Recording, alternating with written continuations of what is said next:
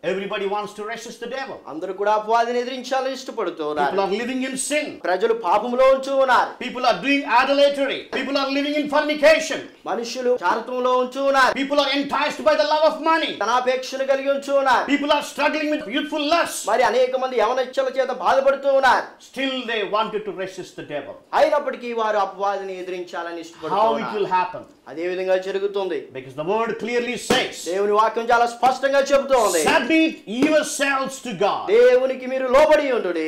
As you hear this word, ఈ వాక్యాన్ని మీరు చూడగా God is speaking to you where you are not submitting your life to God. దేవునితో మాట్లాడుతున్నా నీవు దేవుని వాక్యానికి లోబడవలసి ఉంది. I don't know. నాకు తెలియదు. Somebody else do not know.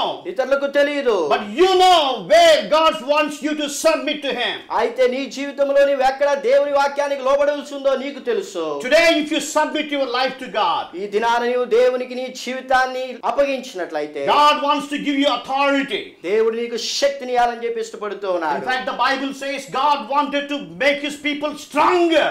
Bible గ్రంథంలో మనం చూసినట్లయితే దేవుడు తన ప్రజలను బలపరచాలని చెప్పి కోరుతూ ఉన్నాడు. Psalm 105, the Bible says God made Israelites stronger than their enemies.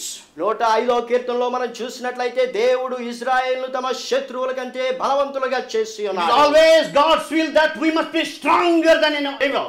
అపవాది కంటే మనం బలవంతులుగా ఉండాలని చెప్పి దేవుని యొక్క ఉద్దేశమై ఉన్నది. And indeed we are stronger than devil. అవును మనము అపవాది కంటే బలవంతులమై ఉన్నాం. Because the Bible says greater is he that is in you than he that is in the world. ఎందుకంటే నీలో ఉన్నటువంటి వాడు ఈ లోకములో ఉన్నటువంటి వాడి కంటే గొప్పవాడని బైబిల్ చెబుతోంది.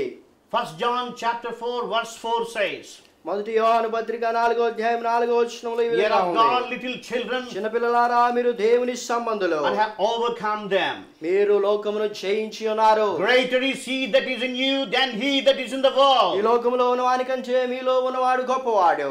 How can we have that great God in our heart? మన యొక్క హృదయాల్లో అతి గొప్ప దేవుణ్ణి ఏ విధంగా కలిగి ఉన్నాం? I believe by keeping his word in our hearts. దేవుని యొక్క వాక్యమును మన హృదయంలో ఉంచుకొనుట ద్వారానే. The Bible says, Colossians chapter 3 verse 16, "Let the word of Christ dwell in you richly." కొలస్సీ పత్రిక 3వ అధ్యాయం 16వ వచనంలో చెప్పబడింది కదా, క్రీస్తు వాక్యము మీలో సమృద్ధిగా నివసింపనీయుడి. If the word of Christ dwell in you richly, you will know what you should do and what you should not do. క్రీస్తు వాక్యం మనలో సమృద్ధిగా నివసించిన అప్పుడు మనం ఏం చేయాలో ఏం చేయకూడదో వాక్యమే మనల్ని నడిపిస్తుంది. You will be able to discern what voice you are hearing. Are you hearing from God or are you hearing from Satan? You will be able to discern if you have the word of God in you. నీవు ఎవరి స్వరాన్ని వింటున్నావు, అపవాది స్వరాన్న లేకపోతే దేవుని స్వరాన్న అన్నటువంటిది దేవుని యొక్క వాక్యము నీకు తెలియజేస్తుంది. And if you have the word of God, when you recognize that God is speaking to you, and the word of God will empower you to submit yourselves to God. దేవుని యొక్క వాక్యము నీలో ఉన్నప్పుడు దేవుని యొక్క వాక్యము నీతో మాట్లాడుతుంది కనుక అప్పుడు నీవు దేవునికి లోబడుటకు దేవుని వాక్యము నీకు సహాయం చేస్తుంది. If you do not have the word of God, you will fall into sin and you will be submitting to devil yourself. నీలో వాక్యము లేకపోయినట్లయితే నీవు పడిపోతావు, నీవు అపవాదికి లోబడుతావు. But God's will is He wanted to give us power more than conquerors. అయితే దేవుని యొక్క చిత్తం ఏంటంటే మనము మన యొక్క శత్రువుల కంటే బలవంతులుగా ఉండాలని.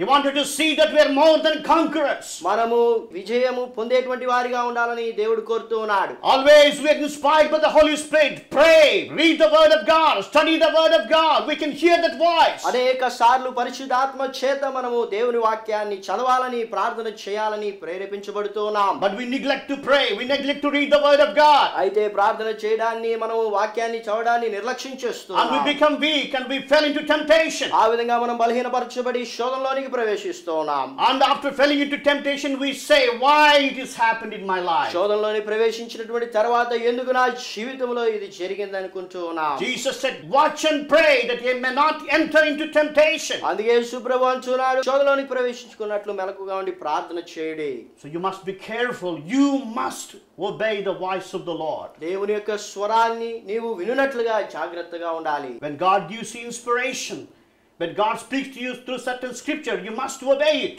దేవుడు తన వాక్యం ద్వారా మాట్లాడినప్పుడు నీవు దానికి విధేయత చూపాలి. As you obey the Lord, you will have more and more power. నీవు దేవుని వాక్యానికి విధేయత చూపుతున్న కొలది నీవు శక్తిని పొందుకుంటావు. I want to say one incident and finish here. ఒక చిన్న సందర్భాన్ని చెప్పి నేను ముగిస్తాను. How the obedience gives us more power. విధేయత మనకు ఏ విధముగా శక్తిని అనుగ్రహిస్తుంది? Our topic is, if we submit ourselves to God, we will have authority to resist the devil. దేవునికి మనము లోబడినప్పుడు అపవాదిని ఎదిరించుటకు మనకు శక్తి అనుగ్రహించబడుతుంది అన్నటువంటి అంశాన్ని మనం ధ్యానిస్తున్నాం. King David had a war with Philistines. రాజు అయినటువంటి దావీదు ఫిలిష్తీయులతో యుద్ధం చేశాడు. And when he went for war, he prayed to God, Lord, shall I go or not? యుద్ధానికి పోవడానికి ముందుగా దావీదు దేవుని దగ్గరికి వెళ్ళి విచారణ చేశాడు, ప్రభువా యుద్ధానికి వెళ్ళనా వద్దా అని. God said, you go. దేవుడు అన్నాడు నీవు వెళ్ళమని చెప్పాడు. And he went and he had victory. And within a span of time, maybe within a month or 2 months, again the Philistines came back to fight with David. అప్పుడు ఆ సందర్భంలో దావీదుకు దేవుడు విజయాన్ని దయచేశాడు. అటు తర్వాత 2-3 నెలల సందర్భంలోనే మరి మరొకసారి ఫిలిష్తీయులు ఇజ్రాయెల్ పైకి యుద్ధానికి వచ్చారు. The interesting fact is, again David went and asked God, shall I go? ఆశ్చర్యకరమైనటువంటి నిజం ఏంటంటే ఈ సందర్భంలో కూడా రాజు అయినటువంటి దావీదు నేను యుద్ధానికి వెళ్ళాలా వద్దా అని చెప్పి దేవుని యొద్ద విచారణ చేశాడు. Every time he is obedient to God. ప్రతి సందర్భంలో కూడా దావీదు దేవునికి విధేయత చూపాడు. This time the God's answer is very interesting. ఈ సందర్భంలో దేవుడు ఇచ్చేటువంటి జవాబు చాలా మరి ఆశ్చర్యాన్ని కలిగిస్తుంది. First time when David obeyed to God, God said to him, go, I will be with you. మొట్టమొదటిగా దేవుడు దావీదుతో ఏమన్నాడంటే నువ్వు యుద్ధానికి వెళ్ళు నేను నీతో కూడా ఉంటానన్నాడు. When David second time obeyed to God, God told David, this time I will go before you. ఈసారి మీకు ముందుగా నేను వెళ్తానని చెప్పి దేవుడు చెప్పాడు. And God gave him great victory in that battle. ఆ యొక్క యుద్ధంలో గొప్ప విజయాన్ని దేవుడు దావీదుకు దయచేశాడు. Dear brother and sister, if you obey the Lord, God will give you victory. ఆవిడ ప్రియమైన సోదరి సోదరులారా, దేవునికి మనం విధేయత చూపినప్పుడు దేవుడు మనకు విజయాన్ని ఇచ్చేవాడిగా ఉన్నాడు.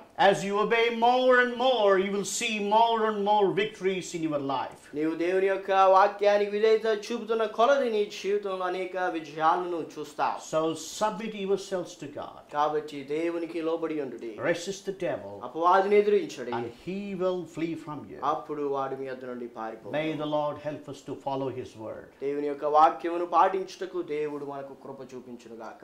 Amen. ఆమేన్. Let's pray. ప్రార్థన చేసుకుందాం. Lord, thank you for our viewers. ప్రభువా ఈ యొక్క ప్రోగ్రామ్ ని చూస్తున్న వారిని బట్టి మిమ్మల్ని స్తుతిస్తూ ఉన్నాం. I believe it is not happened accidentally.